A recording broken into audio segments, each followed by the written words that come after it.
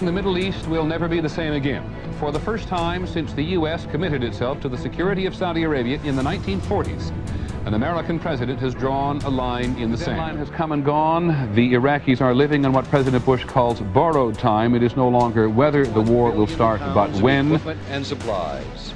A logistics nightmare that take a look at the events in the Mideast. They are fast changing this morning. We're going to take a look at all the possibilities. It is not the United States against Iraq. It is Iraq against the world.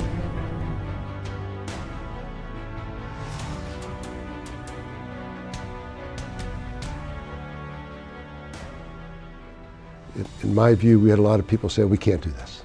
We can't do this. And it wasn't an option. Can't do it wasn't an option. You've got to succeed. And you have to mitigate, you have to work around, you have to circumnavigate, do whatever you need to do to get where you need to be. Because at that time, we weren't sure whether the Iraqis were going to keep coming from Kuwait, come right down into the UAE. And that's why we had to establish that air-to-ground capability to try to give them a bloody nose if they tried to keep coming south. And so I told the squadron, you know, get ready. This is hot, you know. And sure enough, we're not told where we're going to go.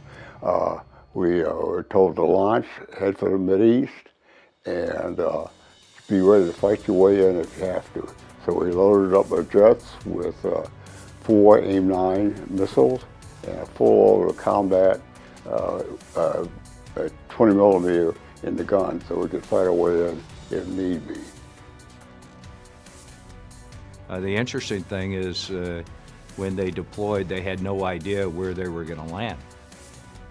Initially, we thought we'd be based out of Saudi Arabia, but in flight, Billy Deal's squadron, the 17th, the first to go, got rerouted into the United Arab Emirates at Al Dhafra Air Base, and that was our home for the next 8 to 9 months.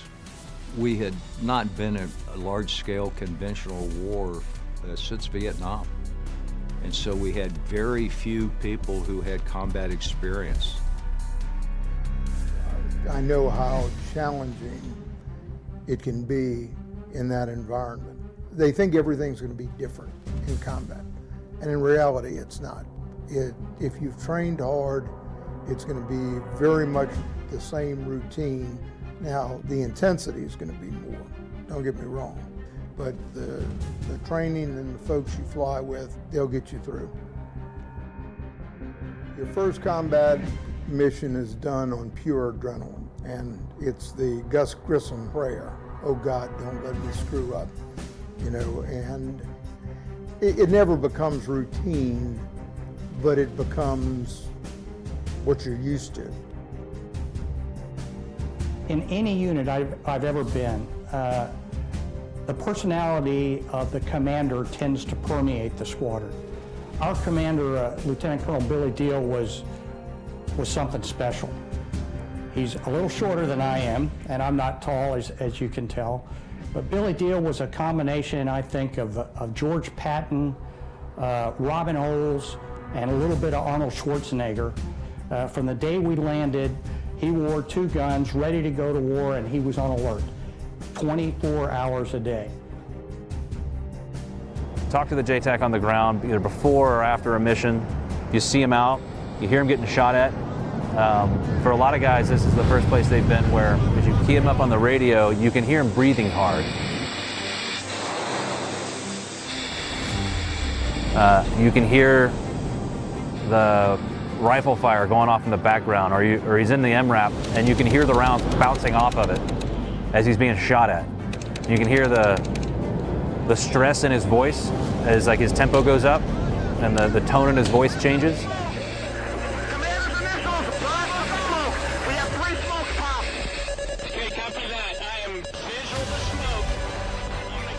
To be able to have the calming sense for that guy, to be able to slow down the pace a little bit, to be sure that we get the bombs exactly where he wants to go, onto the bad guys or the building or whatever target they're going after that day, looking down at those guys being shot at, and then coming back and calling him on the phone when he gets back to whatever fob he's coming out of, if he's out of here or someplace else, and say, hey man, did you get back okay? And he's like, yeah man, we got back okay, we're all good.